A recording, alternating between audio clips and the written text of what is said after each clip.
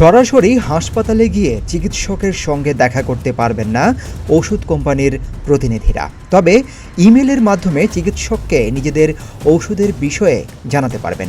সোমবার প্রধান উপদেষ্টা অধ্যাপক ডক্টর মোহাম্মদ ইউনূসের কাছে জমা দেয়া স্বাস্থ্য খাত সংস্কার কমিশনের প্রতিবেদনে এমন প্রস্তাব করা হয়েছে। প্রতিবেদনে দেশে একটি স্বাধীন ও স্থায়ী বাংলাদেশ স্বাস্থ্য কমিশন গঠনসহ 7টি আইন প্রণয়নের সুপারিশও করেছে স্বাস্থ্য খাত সংস্কার কমিশন। এর আগে সোমবার বেলা 11টার দিকে রাষ্ট্রীয় অতিথি ভবন যমুনায় প্রধান উপদেষ্টার কাছে সংস্কার প্রতিবেদন জমা দেয় স্বাস্থ্য খাত সংস্কার কমিশন।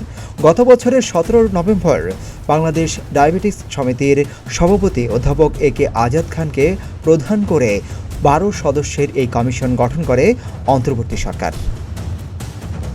সিদ্দিকুর রহমান রোমন, প্রতিদিনে বাংলাদেশ।